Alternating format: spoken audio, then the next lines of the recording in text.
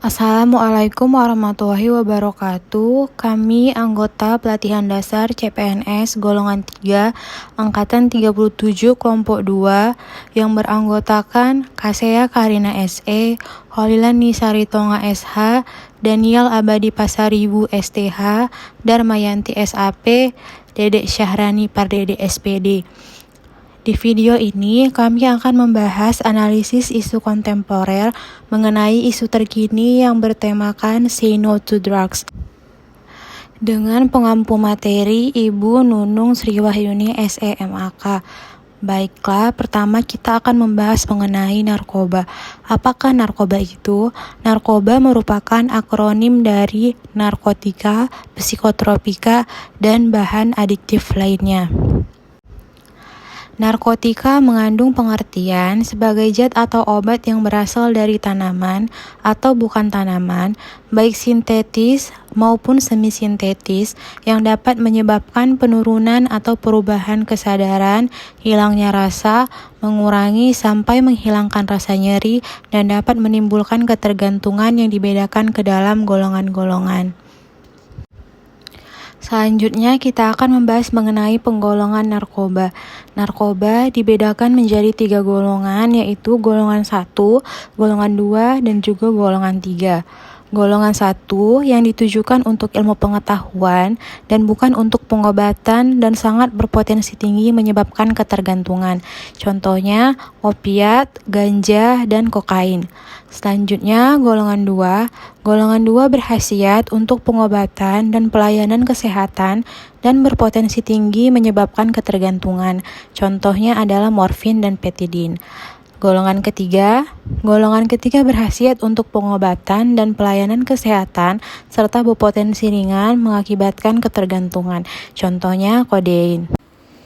Pusat Penelitian, Data dan Informasi Badan Narkotika Nasional merilis tentang kasus narkoba tiap tahunnya. Berdasarkan tabel grafik yang dipublikasikan oleh pihak BNN, dapat dilihat bahwa kasus narkoba yang terjadi di Indonesia dalam kurun waktu 3 tahun kebelakang mengalami penurunan. BNN mencatat adanya penurunan angka prevalensi penyalahgunaan narkoba pernah pakai sebesar 2,4% menjadi hanya 1,8%. Penyalahgunaan narkoba di tahun 2019. Dengan demikian, terjadi penurunan sebesar 0,6%, yang berarti sampai dengan tahun 2019, sebanyak 1 juta orang tidak lagi melakukan penyalahgunaan terhadap narkoba. Selanjutnya, saya akan memberi informasi mengenai 3 wilayah Indonesia dengan tingkat kasus narkoba tertinggi. Di posisi puncak, ditempati oleh Provinsi Sumatera Utara dengan jumlah 520 kasus. Posisi kedua terdapat Provinsi Jawa Timur dengan jumlah 454 kasus dan posisi ketiga dengan jumlah 441 kasus oleh Provinsi Kalimantan Timur. Yang menyebabkan narkoba semakin marak digunakan adalah yang pertama, faktor letak geografisnya.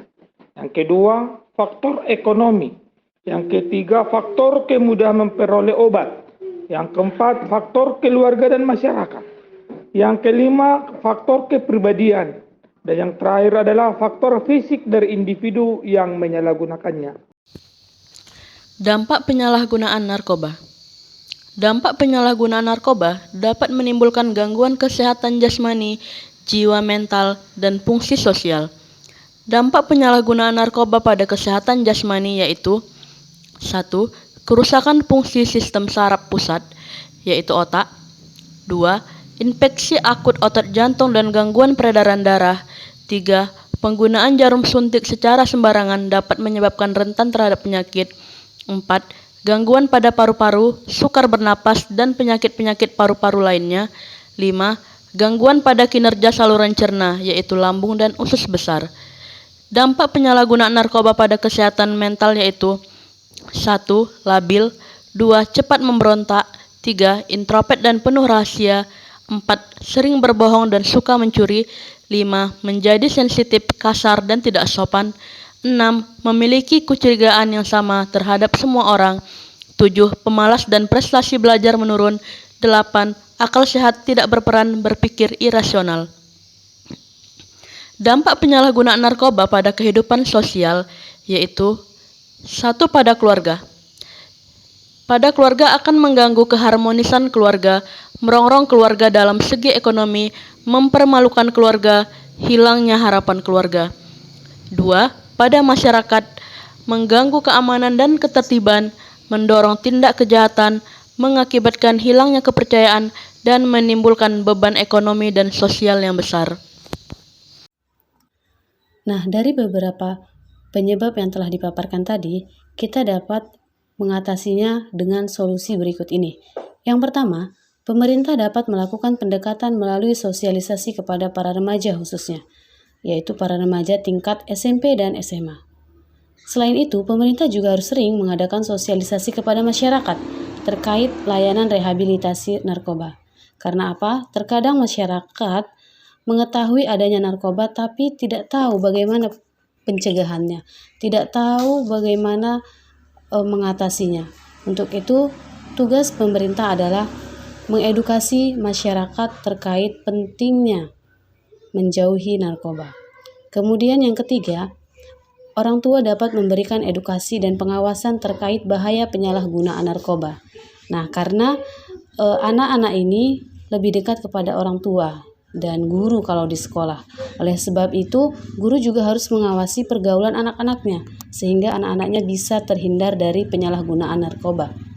Yang keempat, perlu diadakan kampanye terkait bahaya penyalahgunaan narkoba. Kampanye ini bisa kita lakukan di sosial media, atau bisa juga dilaksanakan di tempat-tempat umum. Kemudian yang terakhir adalah meningkatkan iman dan takwa melalui pembinaan kerohanian. Nah, ini juga merupakan hal yang sangat penting, karena apabila anak tersebut atau individu tersebut tingkat keimanan dan ketakwaannya bagus, maka mudah-mudahan dia akan terhindar dari segala perbuatan-perbuatan tercela seperti penyalahgunaan narkoba. Say no to drugs. Say no to drugs. Say no to drugs. Say no to drugs. Say no to drugs.